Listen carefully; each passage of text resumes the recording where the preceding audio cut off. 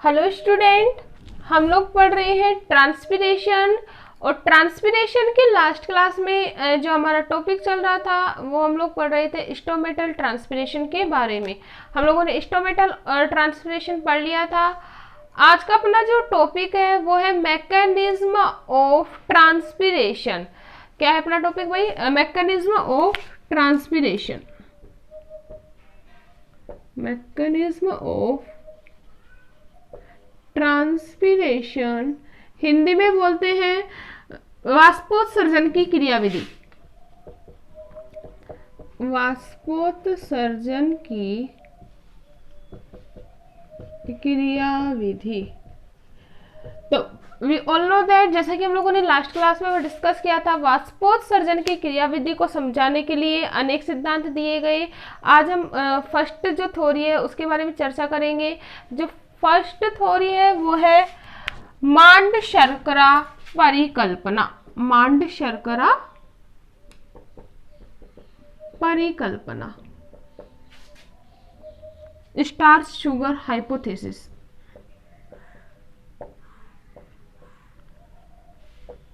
Starch sugar hypothesis.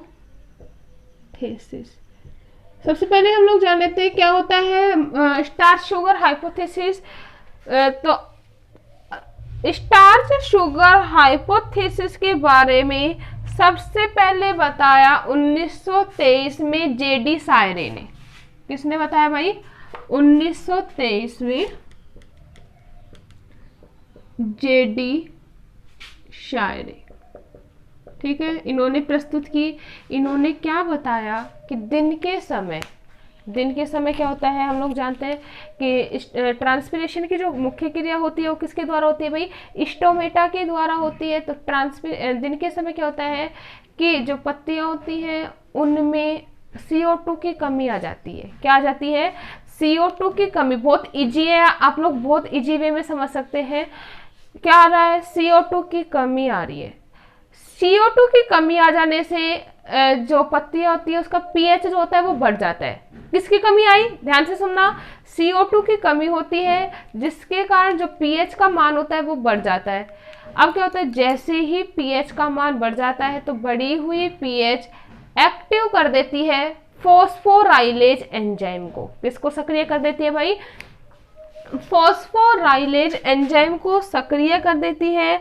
और जो ये फॉस्फोराइलेज जो एंजाइम है वो सक्रिय होने के बाद यह स्टार्च को कन्वर्ट कर देता है। We all know that student, जो एंजाइम होते हैं वो कैटलिस्ट की तरह कार्य करते हैं। किसकी तरह?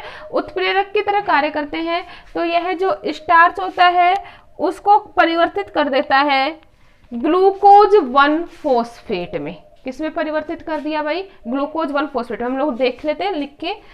दिन के समय क्या हो रहा है? दिन के समय हम लोग डे टाइम की बात कर रहे हैं, ठीक है। दिन के समय क्या हो रहा है? CO2 जो हो रही है, CO2 है उसका लेवल क्या हो रहा है? डिक्रीज। CO2 का लेवल डिक्रीज हुआ है, CO2 की मात्रा कम हुई, pH क्या हो गई? इंक्रीज। प्रोसेस देख लो, एक ही लाइन में समझ में आ जाएगी। pH इंक्रीज हुआ, pH जो बढ़ी ये एक्टिव करती है फॉस्फोराइलेज एंजाइम को सक्रिय करती है। फॉस्फोराइलेज एंजाइम क्या हो जाता है इससे? एक्टिव। किस पर? हाई pH पर। फॉस्फोराइलेज एंजाइम क्या हो गया भाई? सक्रिय। जैसे ही फॉस्फोराइलेज एंजाइम सक्रिय होता है इस टाइम क्या होगा? स्टार्च यह कन्वर्ट कर देता है। We all know that enzyme है। क्या है भाई? एंजाइम किसकी तरह कार्य करेगा? उत्प्रेरक की तरह। ठीक है, यहाँ पे क्या है? एंजाइम। ये किसको कन्वर्ट कर रहा है? स्टार्च को बदल देता है, चेंज कर देता है। किस में? ग्लूकोज 1 फॉस्फेट में। ग्लूकोज 1 फॉस्फेट में। अब देखो यहाँ पे क्या होता है? अब यहाँ पे एक बहुत बड़ा परिवर्तन होता है। जैसे स्टार्च कन्वर्ट होता है ग्लूकोज 1 फॉस्फेट में, जो DPD होती है, डिफ्यूजन प्रेशर डिफेक्ट, वो बढ़ जाती है। DPD क्या हो जाएगी? बढ़ जाएगी।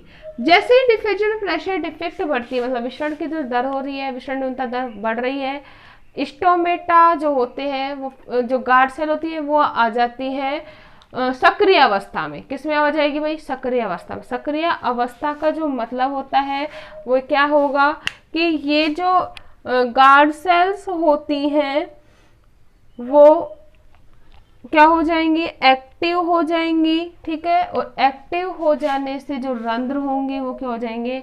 ओपन हो जाते हैं। क्लियर है? गार्ड सेल क्या हुई? एक्टिव, मतलब टर्गर हुआ। अब क्या होगा? और ये स्टोमेटा क्या हो जाएंगे? ओपन। बहुत ही सिंपल सी क्रिया है। तो यह क्रिया जो हो रही है वो किसके समय हो रही है? दिन के समय। किसके समय हो रही है? दिन के समय। We all know that student, stomata जो होते हैं वो दिन के समय क्या रहते हैं? ओपन। क्लियर है इतनी बात? क्या हुआ? CO2 का लेवल डिक्रीज हुआ। एक लाइन में ही क्लियर हो रहा है सब कुछ। पीएच क्या हुई? बढ़ गई। पीएच बढ़ी, फॉस्फोराइलेज एंजाइम क्या हुआ? एक्टिव हुआ। फॉस्फोराइलेज एंजाइम एक्टिव हुआ, स्टार्च किस में कन्वर्ट हो गया? ग्लूकोज 1 फॉस्फेट में। ग्लूकोज 1 फॉस्फेट में कन्वर्ट होने के बाद जो पत्तियां है उसका डीपीडी जो लेवल है वो क्या हो जाएगा? बढ़ जाएगा, मतलब डिफ्यूजन प्रेशर डिफेक्ट बढ़ जाएगा।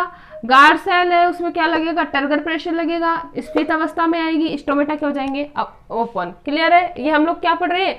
मैकेनिज्म ऑफ ट्रांसपिरेशन, मतलब रंध्रों की खुलने की क्रियाविधि। सॉरी, यहाँ पे मैकेनिज्म ऑफ ट्रांसपिरेशन की जगह हम लिखेंगे मैकेनिज्म ऑफ स्टोमेटल मूवमेंट।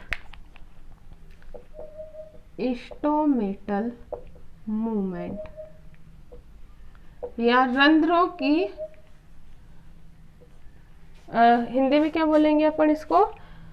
रंध्र गति की क्रियाविधि। रंध्र गति की क्रियाविधि। तो रंध्र गति में क्या आएगा कि किस प्रकार स्टोमेटा ओपन हो रहे हैं और किस टाइम क्लोज हो रहे हैं। दिन के समय। अब हम बात करेंगे रात के समय की। ये तो किसकी है? दिन के समय की। अब क्या होगा रात के समय में? रात के समय में सिंपल सी बात है, ये जो समझ में आ गया तो सेकंड अपने आप हो जाएगा। CO2 का जो लेवल होता है वो इंक्रीज, बिल्कुल इसके अपोजिट चलेगी, क्योंकि अब स्टोमेटा क्या हो जाते हैं? Close. We all know that student, stomata दिन के टाइम खुले रहते हैं, रात्रि के समय क्या हो जाते हैं? बंद हो जाते हैं। तो यह जो क्रिया होगी बिल्कुल इसके अपोजिट होगी। CO2 का जो लेवल होगा वो क्या हो जाएगा? इंक्रीज। CO2 क्या हो जाएगा? इंक्रीज। पीएच क्या हो जाएगा? डिक्रीज। बिल्कुल सेम है इसका। फॉस्फोराइलेज एंजाइम क्या हो जाएगा? निष्क्रिय। फॉस्फोराइलेज क्या हो जाएगा? निष्क्रिय। Due to this reason glucose 1 phosphate वापस से किस में कन्वर्ट हो जाएगा? स्टार्च में। ग्लूकोज 1 फॉस्फेट वापस से किस में कन्वर्ट हो जाता है? स्टार्च में। स्टार्च में कन्वर्ट हो गया। अब क्या होगा? डीपीडी जो होगी वो डिक्रीज हो जाएगी। डीपीडी क्या होगी? डिक्रीज। सेल किस में आ जाएगी? फ्लैसिड स्टेज में, शलथ अवस्था में। स्टोमेटा क्या हो जाएंगे? क्लोज।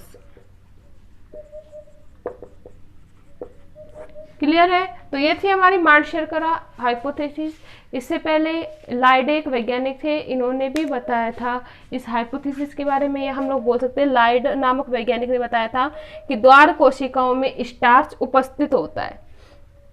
क्लियर है? तो ये थी हमारा स्टोमेटल मूवमेंट की फर्स्ट हाइपोथेसिस, मार्ड-शेरकर परिकल्पना। नेक्स्ट हम बात करेंगे, नेक्स्ट हाइपोथेसिस थी स्टीवार्ड की परिकल्पना। स्टीवार्ड की परिकल्पना। स्टीवार्ड की परिकल्पना सेकंड हाइपोथेसिस अपनी। जो स्टीवार्ड की परिकल्पना है ये वैज्ञानिक स्टीवार्ड ने दी। इसी के नाम के आधार पर इसके सम्मान में इस हाइपोथेसिस को क्या कहा जाता है? Steward hypothesis. क्या थी स्टीवार्ड हाइपोथेसिस? स्टीवार्ड ने सिर्फ जो मार्ड-शेरकर हाइपोथेसिस है उसका आगे चलकर विश्लेषण किया। इन्होंने बताया कि जो ग्लूकोज 1 फॉस्फेट है, क्या ग्लूकोज 1 फॉस्फेट गार्ड सेल में पीएच मान अधिक होने से, गार्ड सेल में पीएच मान अधिक हो जाने से ग्लूकोज 1 फॉस्फेट आगे चलकर कन्वर्ट हो जाता है ग्लूकोज 6 फॉस्फेट में। किस में कन्वर्ट हो जाता है, ग्लूकोज 6 फॉस्फेट में। जो ये ग्लूकोज 6 फॉस्फेट होता है और जो ग्लूकोज होता है वो ग्लूकोज 1 फॉस्फेट की तुलना में, किसकी तुलना में भाई, ग्लूकोज 1 फॉस्फेट की तुलना में ज्यादा घुलनशील होता है, जल में ज्यादा विलयशील होता है, जिसके कारण जो लीव्स की जो डीपीडी होती है वो इंक्रीज हो जाती है। क्या हो रही है, लीव्स की डीपीडी इंक्रीज हो रही है। Due to this reason stomata क्या हो जाते हैं, ओपन हो जाते हैं। क्लियर इतनी बात, देखते हैं कैसे क्या बनेगा, स्टार्च प्लस फॉस्फेट। सारी जो हाइपोथेसिस है उसको एक रिएक्शन के द्वारा देख लेते हैं। स्टार्च प्लस क्या है, फॉस्फेट, क्या बनाएगा, जैसा कि हम लोगों ने लास्ट क्लास में पढ़ा था, फॉस्फोराइलेज एंजाइम की उपस्थिति में, किसकी उपस्थिति में, फास्फोराइलेज एंजाइम की उपस्थिति में क्या बना रहा था, ग्लूकोज 1 फॉस्फेट।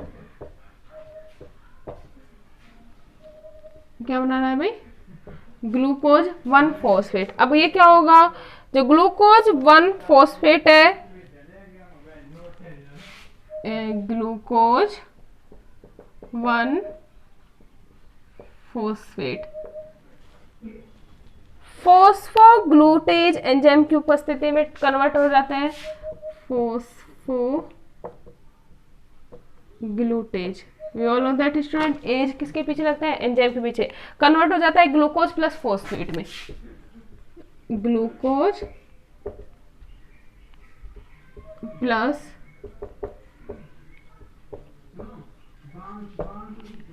फॉस्फेट में। क्लियर है, और ये ग्लूकोज 6 फॉस्फेट आगे चलकर फॉस्फेटेज एंजाइम की उपस्थिति में, ग्लूकोज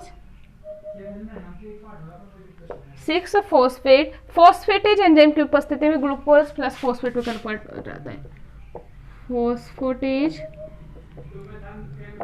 एंजाइम की उपस्थिति में कन्वर्ट हो जाता है किसमें, ग्लूकोज प्लस फॉस्फेट में।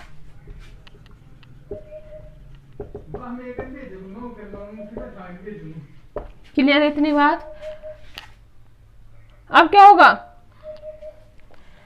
ये तो क्या था, रंध्र ओपन हो गए, रंध्र ओपन हो गए इस क्रिया में। अब क्या होता है, रंध्र के बंद होने की जो क्रिया होती है वो भी डिपेंड करती है किस पर, पीएच वैल्यू के ऊपर। किसके ऊपर डिपेंड करती है भाई, पीएच के मान के ऊपर डिपेंड करती है।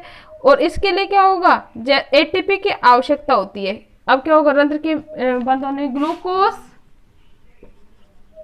Plus ATP, glucose plus ATP. Hexokinase enzyme की उपस्थिति में ग्लूकोज 1 फॉस्फेट में बदल जाता है, हेक्सोकाइनेज एंजाइम की उपस्थिति में किस में कन्वर्ट हो रहा है भाई, ग्लूकोज 1 फॉस्फेट में।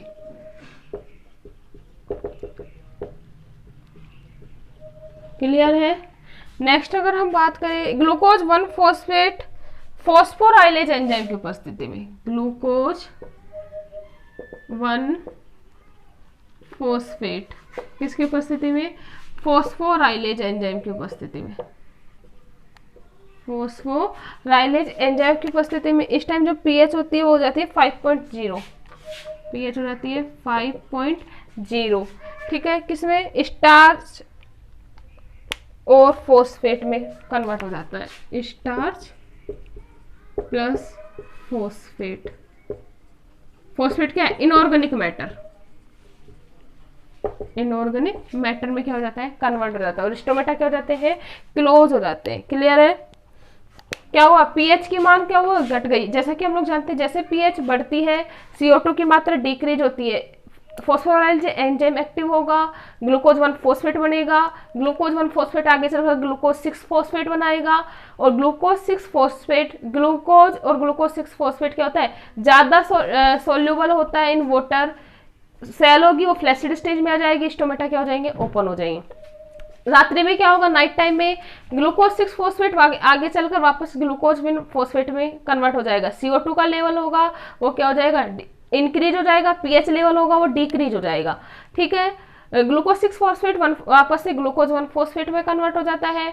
ग्लूकोज 1 फॉस्फेट आगे चलकर किस में वापस से स्टार्च में कन्वर्ट हो जाता है और फॉस्फेट में कन्वर्ट हो जाता है। क्लियर है। और स्टोमेटा जो सेल होगी वो कैसी हो जाएगी, फ्लैसिड स्टेज में आ जाएगी और स्टोमेटा क्या हो जाएंगे, क्लोज। तो ये थी हमारी स्टेबर्ड हाइपोथेसिस। क्लियर है।